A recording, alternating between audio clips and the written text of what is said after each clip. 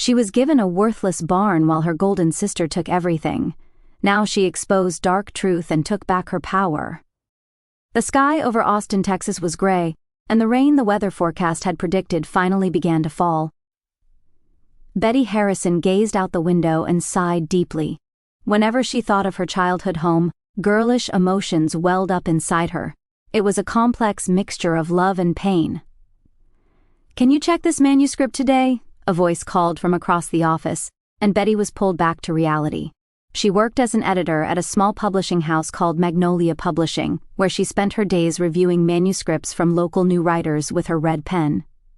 The work was busy but fulfilling. Polishing stories and helping writers bloom was her purpose in life. "Of course I'll get to it now."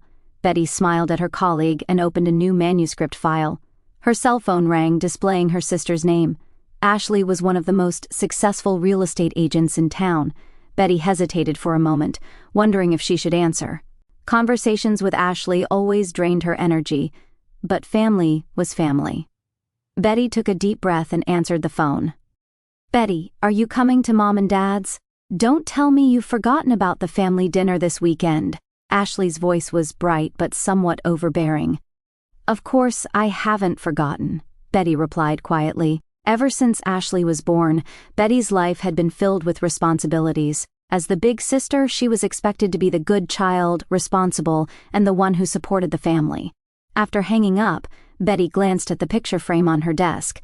It displayed a family photo of the Harrisons, Robert and Eleanor, and the two sisters.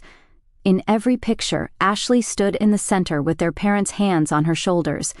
Betty always stood at the edge, smiling. That was the composition of their family. Ashley in the spotlight, Betty watching from the shadows. From a young age, their parents had given Ashley special attention.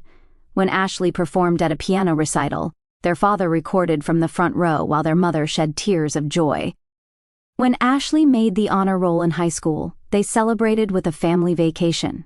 Meanwhile, Betty's academic excellence and graduation with honor from college were taken for granted. "You've always been such a hard worker," was all she heard casually mentioned. Betty never felt unloved. Her parents loved her, just in a different way.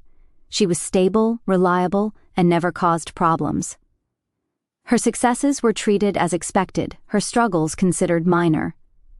Ashley was different. She drew attention wherever she went and was always special in her parents' eyes. She grew up pampered, accustomed to getting whatever she wanted. As a result, she became selfish and sometimes brutally frank. "She's just passionate," their mother would often say. There was always an excuse when Ashley started arguments or had emotional outbursts. Betty gazed again at the rain outside. She had rarely voiced complaints about her family. It wasn't in her nature. Betty was always the peacekeeper, the one who avoided conflict. Still, deep down she was hurt by the unfairness, carrying the pain of not being understood. She silently endured and continued to love her family. Thunder rumbled, and the office lights flickered momentarily. Betty tried to focus on the manuscript, but her mind was filled with thoughts of Ashley and their parents. The weekend family dinner would surely revolve around Ashley's recent big real estate deal. Her mother would proudly talk about Ashley's success, and her father would toast to her. Betty would smile, applaud, and say, "I'm proud of my sister." That was her role, as always. What Betty could never have imagined was that the family dinner would never happen. The next afternoon, her office phone rang, and a solemn police officer's voice informed her of her parents' car accident.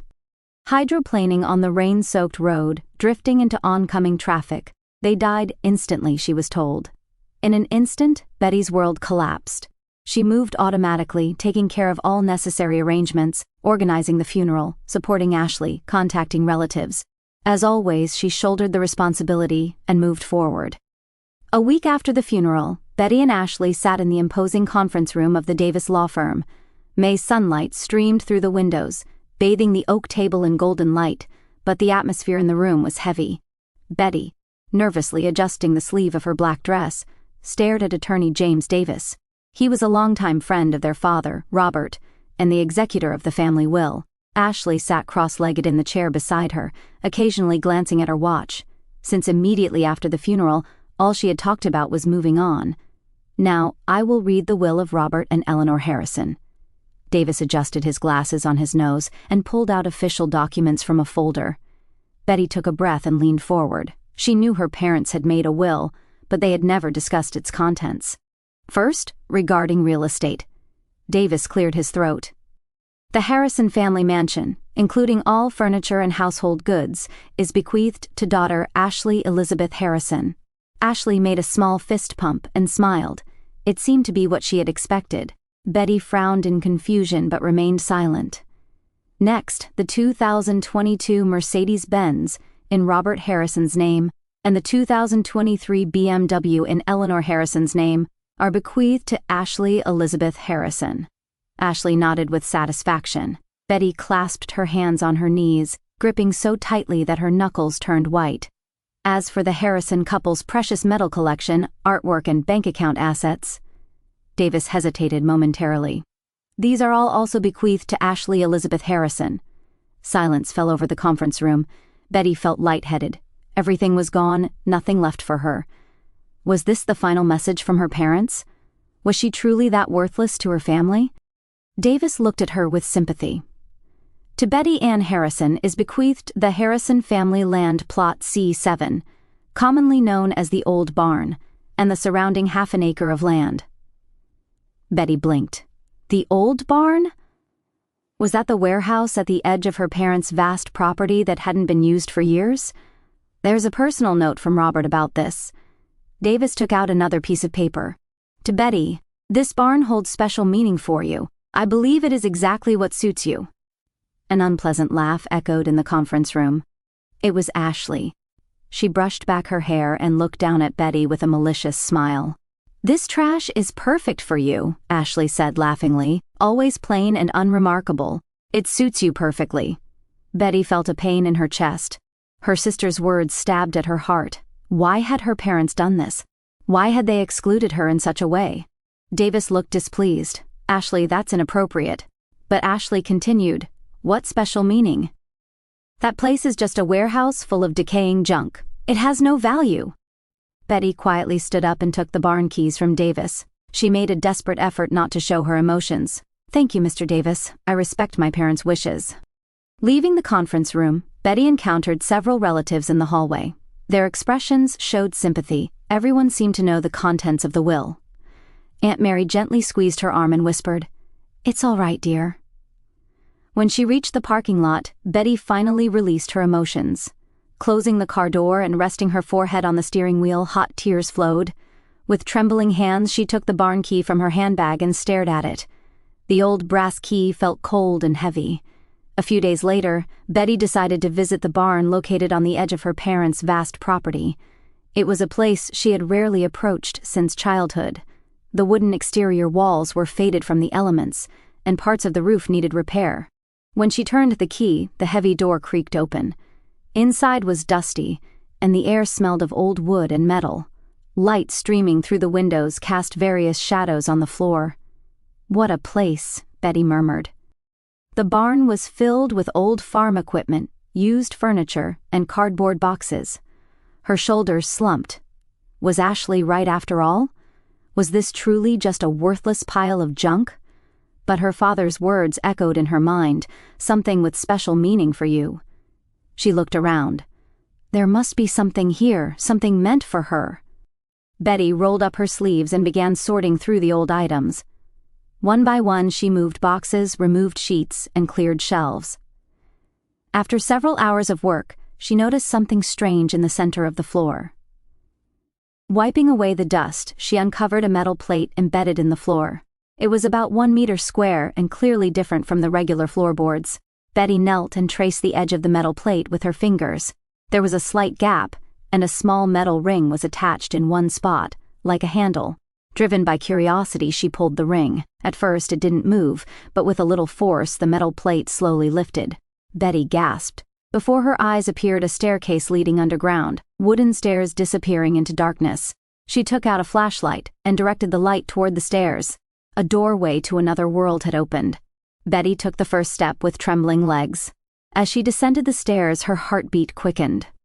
After descending about a dozen steps, she reached a surprisingly spacious underground room.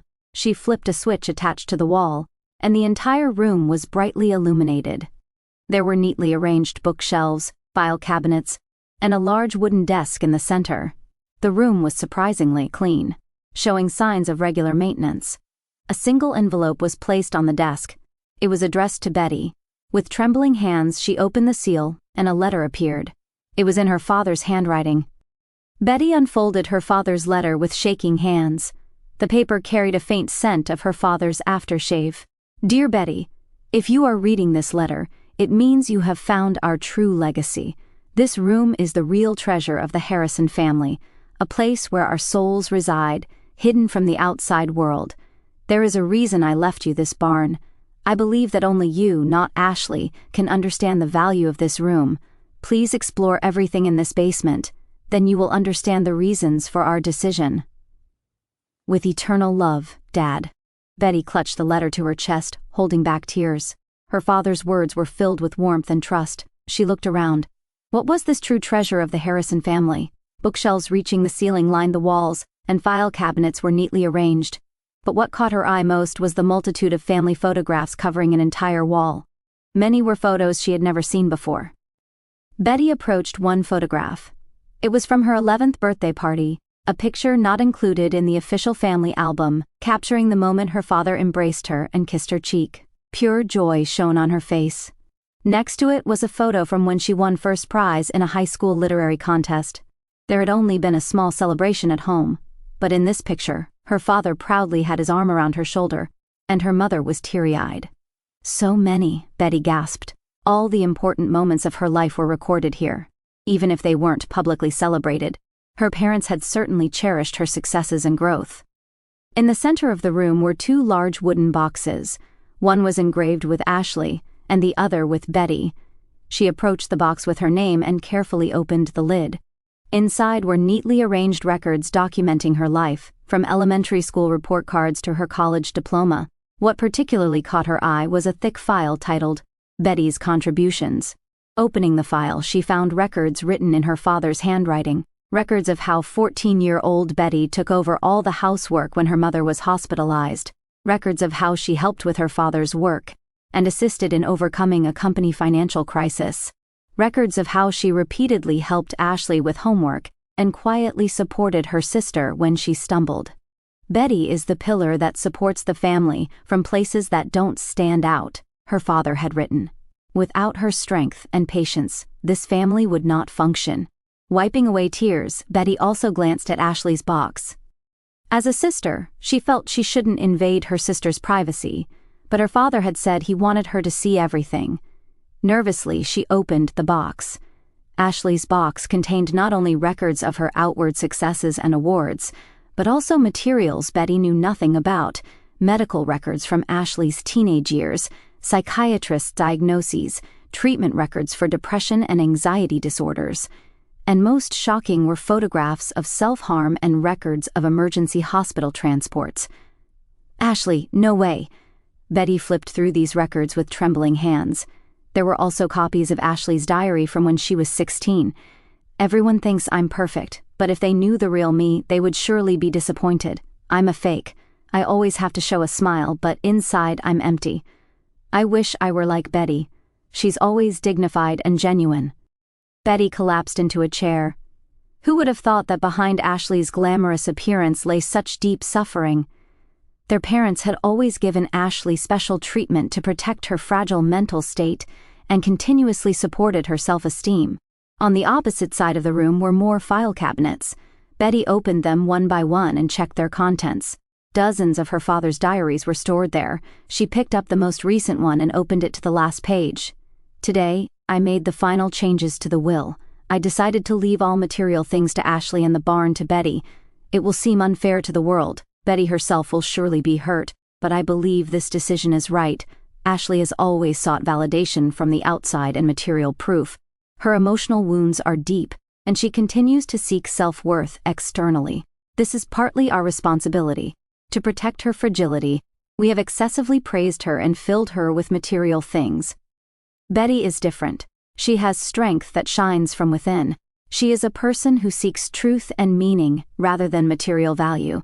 That's why I want to entrust her with our true legacy, the memories and truths packed into this room, the family's history and wisdom, and, above all, our hearts. She may be hurt, but she will surely find this place and understand everything, and she has the power to heal the emptiness Ashley will feel after being materially fulfilled. The sisters need each other. This is my last wish, that they find a true bond. Betty closed the diary and exhaled deeply. Everything was starting to connect. The true reasons behind her parents' actions, the special treatment of Ashley, and the expectations placed on her. As she continued exploring, she also found her mother's journal. It documented deep love for the children and concern for Ashley's condition. Her mother had stayed up countless nights praying for Ashley and taken her to specialists. "Betty is our strength," her mother had written. "She always prioritizes others over herself. Sometimes I feel guilty towards her. I think we should pay more attention to her, but she always smiles and says, 'It's okay, Mom,' while being saved by her strength. My heart aches that we take it for granted." In the corner of the room was another desk with a large binder labeled Harrison Project. Betty opened it and discovered records of charitable activities her parents had secretly been pursuing. Scholarships for local children, homeless support, and especially moving, was a secret support program for young people with mental health issues. Attached was a note that read, "So they don't end up like Ashley." Her parents had learned from Ashley's experience and were trying to help young people with similar struggles. Betty sat down in a chair and looked around the room. Here was recorded not the outward appearance of the Harrison family, but its true face, not a perfect family, but the story of imperfect humans, each with their own wounds and strengths, trying to support each other. "Dad, Mom," Betty murmured. "Thank you, I understand now." This barn and basement were indeed a treasure beyond material value, a priceless asset of truth and family memories that money couldn't buy. Betty began to understand that she had been chosen as the true heir. But shouldn't Ashley also know this truth? Did she know about the existence of this place? Should she tell her sister about their parents' true feelings? Betty stood up and looked around the room once more before turning off the lights. This discovery had changed her life, and it would change her relationship with Ashley as well. A week passed. Betty had mulled over the truth she found in the basement many times in her mind. She had barely been in contact with Ashley since the funeral. Brief messages from her sister were practical, with no emotional exchange. On a rainy Saturday, as Betty was checking work emails while drinking coffee at home, the doorbell rang unexpectedly. Opening the door, there stood Ashley, dressed in perfect makeup and an expensive designer coat, with her usual confident appearance. But there was something different in her eyes, fatigue, or perhaps anxiety. "May I come in?" Ashley asked. Betty silently moved aside and invited her sister in. "What do you need?" Betty asked calmly. The words, "This trash is perfect for you," from that day still lingered in her heart. Ashley sat on the sofa and took out documents from her luxury handbag. "About that barn, I had a real estate company appraise it. The land itself has some value. If you sell it, you could get some money." "I'm not planning to sell it," Betty answered immediately. Ashley raised an eyebrow. "But it has value. What are you going to use that decaying barn for?" Betty quietly replied, "I already know its value. What are you talking about?" Ashley tilted her head. "What value could that pile of junk have?" At that moment, Betty made up her mind. She picked up the barn key from the table and showed it to Ashley. "There's something I want to show you. Want to go together?" Ashley was clearly confused, but curiosity seemed to win out. "What is it?" "Don't tell me there's treasure buried in that barn," she said half-jokingly. "In a way, yes," Betty smiled quietly. They drove to the barn in separate cars. Upon arrival, Ashley made no effort to hide her disgust as she looked at the building. "Is there really something here?" Betty silently entered the barn and lifted the metal plate to reveal the stairs leading underground. A look of surprise crossed Ashley's face. "What's this? I didn't know about this." "I didn't know until a week ago either," Betty replied, and began descending the stairs. Ashley followed. When the lights came on in the basement, Ashley gasped. "This is..."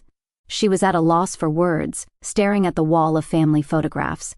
"It's the Harrison family record room, the true legacy left by Mom and Dad," Betty explained. "The truth about our family is stored here." Ashley walked around the room, looking at the photos and bookshelves.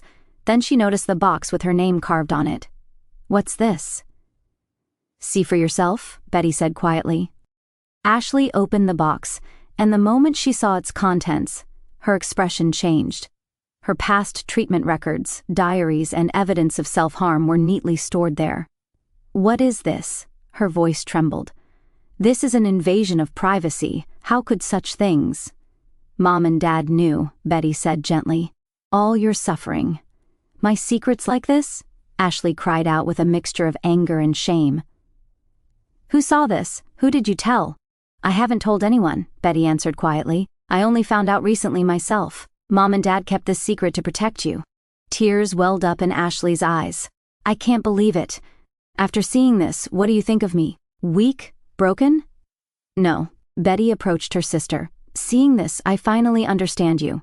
Ashley stared at Betty with confused eyes. Betty took their father's diary and read aloud the parts about Ashley.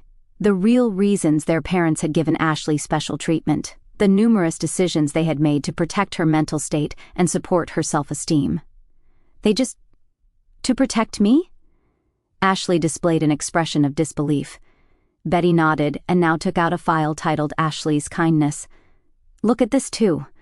The file documented moments when Ashley had unknowingly helped family and others, how she had secretly contributed savings for their father's medical expenses, how she had delivered flowers to the hospital every day when Betty was sick, how she had anonymously given scholarships to neighborhood children. This? Me? Ashley's voice was small. Mom and Dad knew. They saw everything, Betty answered with a smile. Your suffering, your strength, your kindness. A long silence fell over the room. Ashley sat down in a chair and covered her face with her hands. Her shoulders began to shake. She was crying. I was always scared, really, Ashley confessed in a trembling voice, feeling like I wasn't enough, so I always had to be perfect. Betty sat next to her sister and gently put an arm around her. I know. My bad attitude, my mean words. I'm sorry for hurting you. Ashley looked up with red eyes at Betty. You were always strong, never shaken by anything. I was jealous. I was just pretending to be strong, Betty answered honestly. I was hurt that you always got the attention while I was hidden in the shadows. But now I understand. We were just suffering in different ways. Ashley picked up the siblings' special folder, and they began to go through it together. It documented the intersections of their lives, moments when they supported each other, and their parents' deep love. They were wonderful parents, weren't they? Ashley murmured. In ways we never knew. They did so much. They weren't perfect parents, Betty said quietly, but they did their best. The two spent hours in that basement, reading records, sharing memories, sometimes laughing, sometimes crying. Hearts that had been closed for a long time gradually opened. What now? Ashley finally asked. This place? These records? Betty smiled. This is our true inheritance. Let's protect it together. Ashley took Betty's hand and squeezed it firmly. Together, she agreed. I'm sorry I said we should sell this barn. It's a special place. The sisters climbed the stairs and returned to the outside light. The sky was clear, and the sun bathed the old wooden barn in golden light. They stood side by side, feeling the beginning of a new understanding and reconciliation in the silence.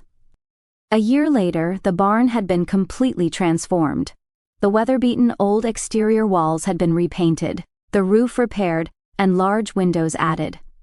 A warm wooden sign that read, Harrison Books and Cafe, hung at the entrance. We've got more customers again today, Ashley called from behind the counter.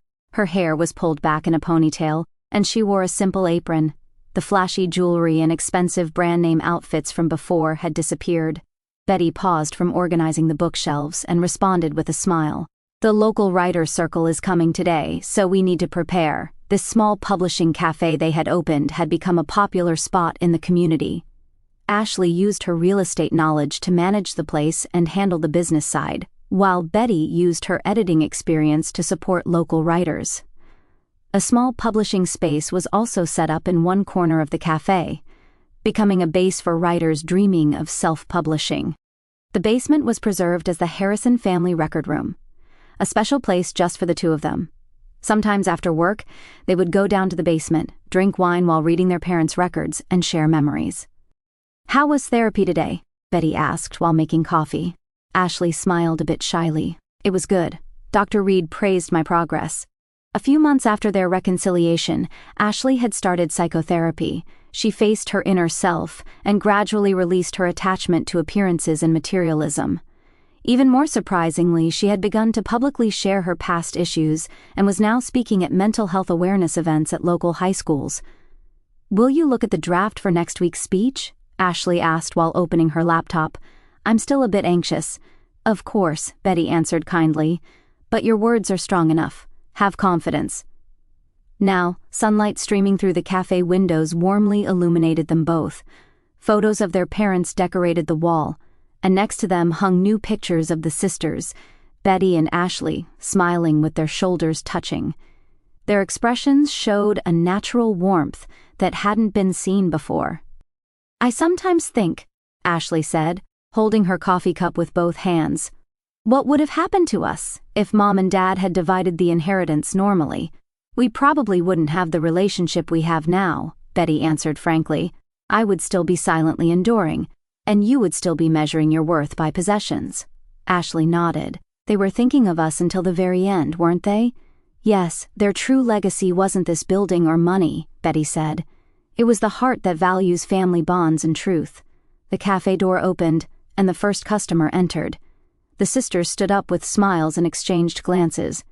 Peace and understanding that would have been unimaginable a year ago now dwelled in their eyes. "Well, shall we begin?" Betty said.